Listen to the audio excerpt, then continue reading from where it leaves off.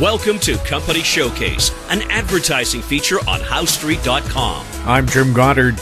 I'm speaking with Larry Reaugh, CEO and President of American Manganese. Welcome back to the show, Larry. Well, Jim, it's always good to be on the show just before a long weekend. Larry, we had a news release from the company a couple of days ago. What was in it? It was the results from our nickel, cobalt, aluminum assay, NCA, for the purity. And because we ran that sample, there was a nice picture of a bulk amount of NCA, which is a beautiful green color, and in our press release. But just to say that we got our battery grade material that was very close to the results second results we received on the nickel, manganese, cobalt, and that the NMC, and that was 99.93. And our result on the nickel, cobalt, of course, was aluminum was 99.94. So that was a good increase. That pretty much wraps up the testing that we have to do before we go into the fifth stage. And there'll be more to come on that.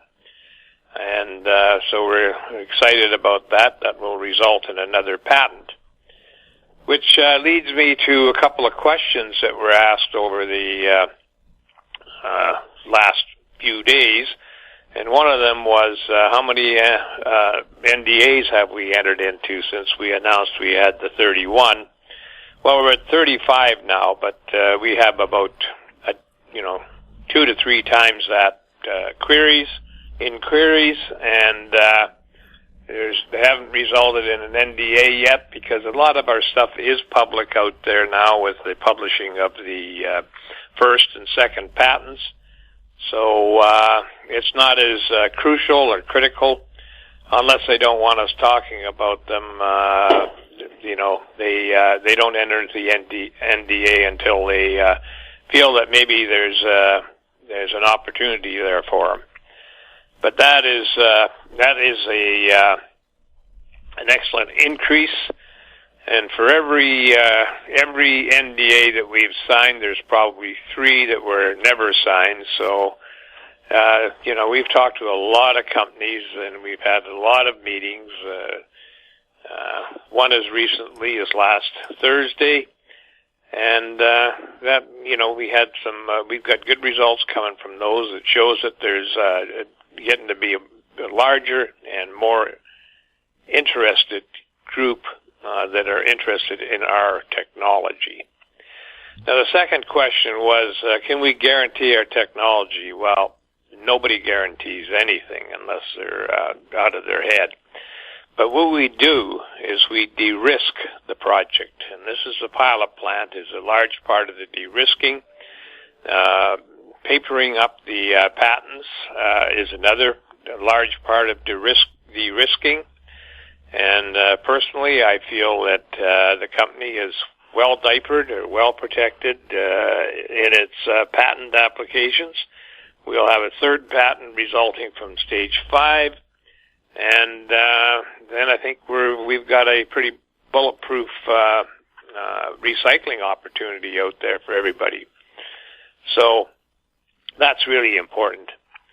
Now, Jim,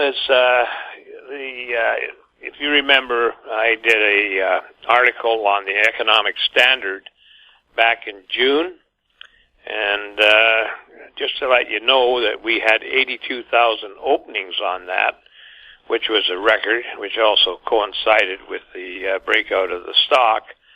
But we have another article on the economic standard, and it's talking about things that I'm quite familiar with, and that is that the U.S.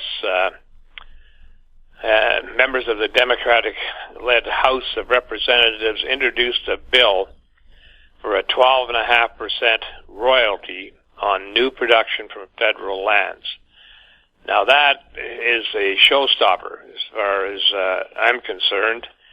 It's when you start putting super royalties out there like that, you're just asking for mining companies to look in other jurisdictions, offshore, in Canada, down south, and it's they're not going to stick around because, to be very honest with you, mining is a perilous industry now.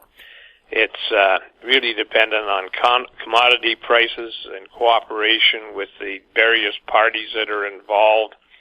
It's become and the onerous studies that have to be done to protect the environment, and feasibility studies that have to meet certain standards and everything else. By the time you get to where you're ready to put a mine into or to build a mine, 5 to 10 years can pass, and hundreds of and tens, if not hundreds of millions of dollars are spent on these things, which is super risky.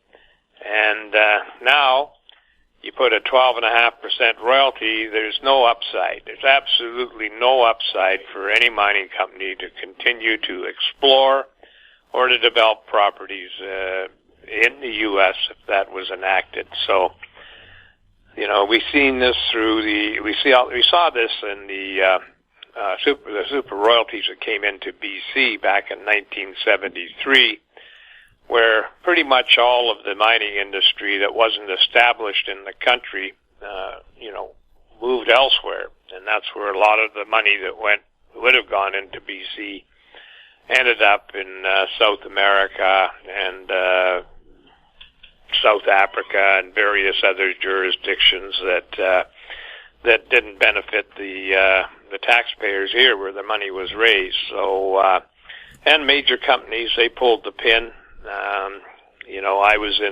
I started up a drill company, and it was a struggle just to pay off all my bills for the next 6 or 7 years, and finally go into the public markets in 1980. But that's something that everybody should be concerned with. I can remember back when the NDP were talking of changing the Mines Act. Nobody would have dreamed at that time that they were going to be so draconian on advancing their agenda for royalties on mine production and killing the industry totally. I mean, that was a total surprise to everybody. So if you look at the article that I've appended, you'll read my thoughts on it at the Economic Standard, and it'll be appended to this podcast. And I hope that the U.S. legislators take notice that that they're really treading on thin ice when it comes to introducing more onerous royalties on mining when they're most of them are having problems making profits or staying ahead of the game. Gold has done well, but the base metals have pretty much been on a slide for the last year, and so you've got a good gold market coming. Let's not kill the gold exploration.